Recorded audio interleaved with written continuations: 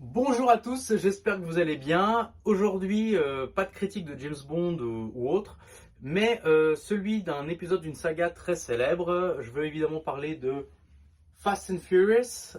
Donc, je suis allé voir le dernier épisode en date, Fast and Furious 10 ou X ou Fast and Seatbelt, je ne sais pas comment l'appeler. Bref, c'est le dernier épisode qui est sorti aujourd'hui. Et je suis allé le voir et je me suis tapé un énorme fou rire.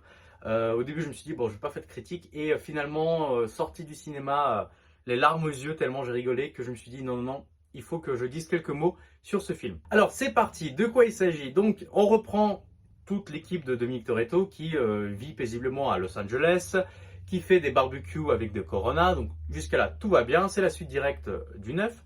D'ailleurs, au passage, je ne sais pas comment ça s'est passé, mais le fils de Dominique Toretto a pris 8 ans en espace de 3 ans. Il était bébé dans le film d'avant. Allez, il avait 1 an à tout casser. Là, il a déjà 10 ans. Il est en train de conduire la voiture de Dominique Toretto. Il touche les pédales, il drift avec. C'est dès le début, dès les premières scènes du film, on est là, on dit mais attends, c'est pas possible. La logique est partie en vacances. Les lois de la physique sont déjà parties à la retraite depuis l'épisode 6, on est tous d'accord là-dessus. Mais dès le début, tu te dis, mais non, c'est pas possible. Attends, comment est-ce qu'il a grandi aussi vite? Et le gamin, il fait du drift sur les parkings du 1, d'ailleurs. C'est un hommage au 1. Mais bref, à partir de cette scène-là, tu dis, ok, le film, tu peux faire ce que tu veux de moi. J'ai débranché la logique, j'ai débranché le cerveau. Allez, on continue, pas grave. On fait un flashback en arrière de 10 ans, lors des événements du 5e film qui se passait à Rio, lorsqu'ils avaient le braquage avec le coffre-fort. Et on découvre que le personnage du méchant principal, qui était Race ou quelque chose comme ça, avait un fils, Dante, qui est interprété par Jason Momoa, et que ce dernier en fait faisait partie du braquage. Et en fait, on revoit toutes les scènes d'action qu'il y avait dans le 5, donc la course-poursuite finale, et on découvre qu'il conduisait l'une des voitures et tout. D'ailleurs, au passage, c'est hyper bien fait. Ils ont réussi à intégrer le personnage dans le film qui est sorti il y a 10 ans en arrière, sans pour autant utiliser de la CGI ou quoi. En fait, ils ont refait des scènes, ils les ont intégrées dans le film précédent, et en fait, ça rend super bien. Parce que on a l'impression de dire ah mais tiens on l'avait pas vu dans l'épisode précédent parce qu'il nous manquait un point de vue. Et là comme le film fait comme si on a rajouté un petit point de vue, et c'est comme ça qu'on n'a pas vu dans le 5 il y a 10 ans en arrière. Depuis, il a essayé de chercher à se venger de Dominique Toretto et ainsi de toute sa famille, car ces derniers ont tué son père, mais aussi volé tout son argent, donc son héritage, et alors que lui devait hériter de l'empire de son père et être le roi du Brésil un peu. Dante en fait monte tout un stratagème, tout un plan machiavélique pour un petit peu se venger de Dominique Toretto et de toute sa famille, et ainsi il lance tout le monde en mouvement parce que il lance à leur trousse la police, des mercenaires, il fait des attentats, il essaie de tuer un maximum de monde, et du coup toute cette famille se met en mouvement aux 4 coins de la planète.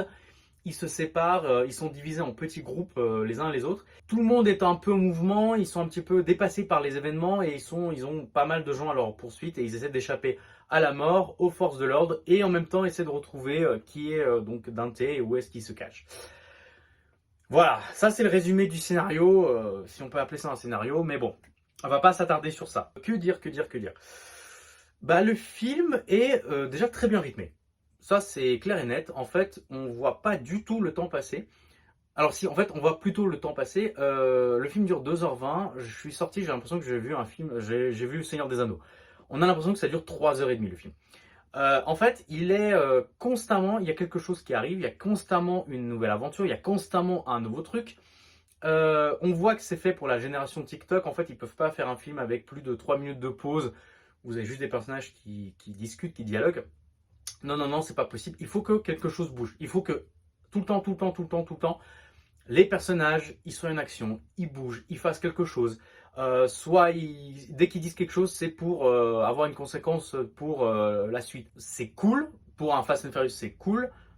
D'un point de vue cinématographique, oui, ça vaut zéro parce que, en fait, forcément, tout a un sens, tout a un but.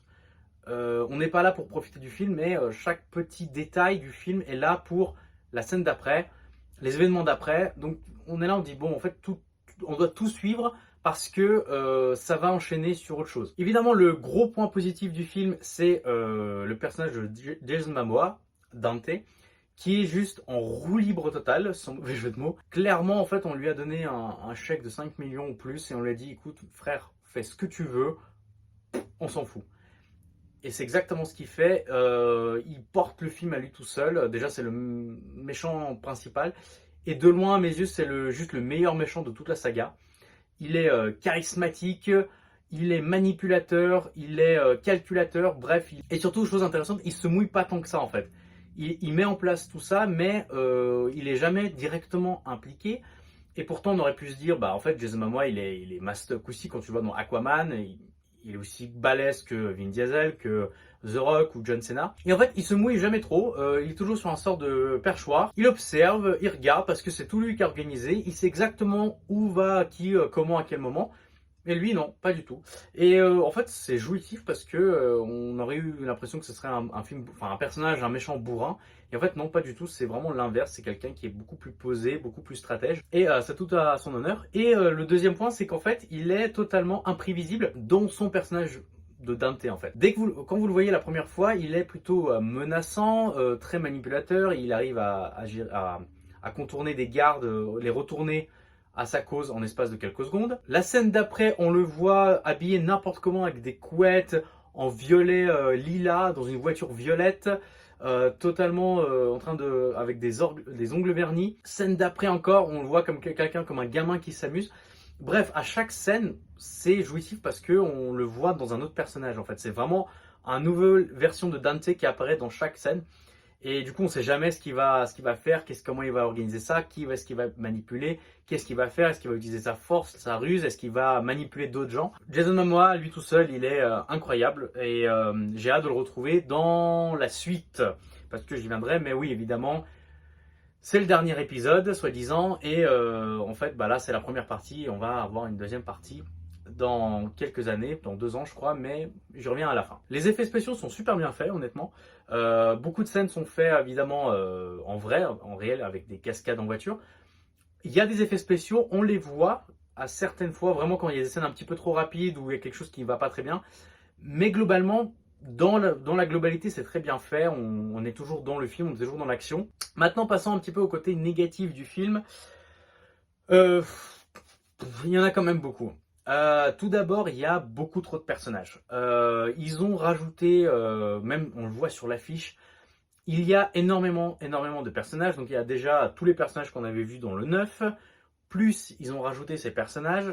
Et en fait, vu que le film est très court et il faut absolument caser les dialogues, les scènes d'action, les courses-poursuites, les voyages, les vannes et tout, on survole tous ces personnages, on n'a pas le temps de se dire mais en fait à quoi ils servent, qu'est-ce qu'ils font dans la vie et tout. Du coup, la parade qu'ils ont trouvée, c'est que presque tous les nouveaux personnages sont forcément rattachés à d'autres personnages. Je prends l'exemple de Brie Larson, on la voit dans la bande-annonce, je ne spoil rien. Elle est la fille de Monsieur Nobody, c'était Kurt Russell dans le 7 et le 8. Si vous voulez, on n'a pas le temps de vraiment connaître ce qu'elle est, comment est-ce qu'elle est arrivée à là, d'où est-ce qu'elle vient. Du coup, on dit, bah, en fait, c'est la fille du patron de l'agence, de Monsieur Nobody. Donc, démerde-toi avec ça. Et en fait, il y a plein d'autres personnages comme ça qui arrivent à droite, à gauche. Et en fait, je suis la fille d'eux, je suis la sœur d'eux, je suis la grand-mère d'eux, je suis la cousine d'eux. Alors, oui, c'est une façon très facile d'intégrer de nouveaux personnages en leur faisant des liens à droite, à gauche avec d'autres. Mais c'est aussi une sorte de paresse scénaristique parce qu'en fait, bah, on se dit, non, mais en fait, t'as déjà vu ce personnage-là dans tel film, il y a 10 ans. Et ben en fait, c'est sa cousine. Bon, bah ok, d'accord, très bien, si tu veux. Le problème, c'est que les personnages viennent, repartent, on n'a pas forcément toujours le temps de les appréhender. Vous avez des personnages qui font des apparitions, par exemple, vous avez la mère Shaw, qu'on a déjà vu dans le 8, si je me souviens bien. Elle apparaît 10 secondes parce qu'elle va faire passer le message à quelqu'un d'autre, et voilà, ça part et tout. Et en fait, on a toujours l'impression que le film est un peu comme un jeu vidéo, parce qu'on voit tous ces personnages qui apparaissent, qui sont un peu comme des PNJ. Ils viennent, ils ont une petite interaction avec le personnage et ils repartent. Et on les revoit plus. Tout le film donne cette impression de, en fait, c'est des étapes. On va d'un point A à un point B. On doit accomplir quelque chose. On doit rencontrer quelqu'un. On gagne des points de XP ou une information clé. Et on part ailleurs. Donc c'est vraiment un jeu vidéo perpétuel qui n'arrête jamais, parce que il n'y a pas de limite en fait. Bon, si vous avez déjà vu le 9, quand ils vont dans l'espace, Ce film-là ne va pas vous impressionner plus que ça parce qu'en fait, vous êtes là, ben vas-y, tu sais quoi, fuck la physique, fuck la logique, vas-y, fais ce que tu veux, on n'est pas à ça près. Louis Leterrier arrive à très bien réaliser par rapport à ça, donc en fait, on a des scènes d'action qui sont cool, vraiment chouettes, même si irréalistes au possible, mais franchement, ça passe, sauf les scènes de combat. Les scènes de combat, je ne sais pas pourquoi il les fait très mal. En fait, on ne comprend jamais ce qui se passe. Quand il y a une scène de combat, il y a beaucoup trop de cuts, c'est trop rushé. Et du coup, on est là, on fait bon, bah en fait, qu'est-ce qui va pas, enfin, où est-ce que ça va, qui, quoi, comment.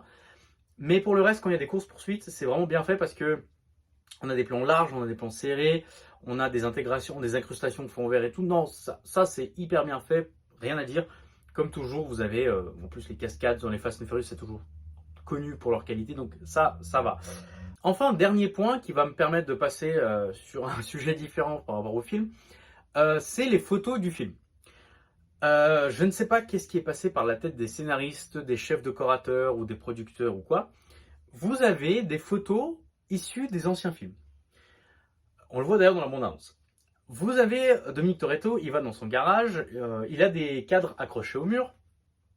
On voit une photo où il est accosté avec Brian O'Connor, donc Paul Walker, sur ses voitures. C'est une scène extraite du 4. Et en fait, tu es là, tu dis, mais la photo n'est pas possible déjà. La photo n'est pas possible parce que ça veut dire qu'il faudrait qu'il y ait une colline et que quelqu'un prenne la photo depuis la colline, alors que c'est l'extrait du film. Pareil, vous avez une photo de Roman Pierce avec Brian, qui sont extraits du 2. À un moment donné, où ils sont dans une sorte de repère secret, d'agents secrets. Vous avez les agents secrets qui présentent la famille Toretto. On a les extraits des anciens films. On a des photos, genre on a la vidéo du sous-marin qui sort du lac dans le 8. On a la scène du film, du 8. Tu dis, mais ça n'a pas de sens, en fait. Enfin, encore, c'est une caméra de surveillance. Ok. Mais là, c'est extrait du film. C'est vraiment, vous avez pris un rush du film, vous l'avez mis là-dedans. Je vais basculer sur le dernier point. J'ai l'impression que la saga devient un petit peu de plus en plus méta. On a déjà eu, donc méta, c'est qu'elle a conscience elle-même que c'est un film ou c'est une œuvre fictive. On a déjà eu un aperçu dans le 9, lorsque vous avez Roman Pierce qui disait, bah tiens, j'ai tué tout le monde, j'ai même pas une égratignure, même pas un impact de balle. Nous sommes immortels, nous sommes des super-héros, donc en fait c'est incroyable ce qui nous arrive, on n'est presque pas réel. Et en fait c'était comme une sorte de private joke, comme une sorte de vanne. Là, dans ce film-là, j'ai l'impression qu'ils en ont conscience et c'est un peu la direction qu'ils essaient de prendre parce qu'ils comprennent que la saga, au bout d'un moment, elle va finir dans un cul-de-sac en fait. Ils ont pris ce parti pris de commencer des courses de voitures de rue, d'aller toujours plus haut, plus haut, plus haut, plus loin, plus explosif, plus gros et tout ce que tu veux. Au final, tu dis bon bah non, il y a une limite à tout ça.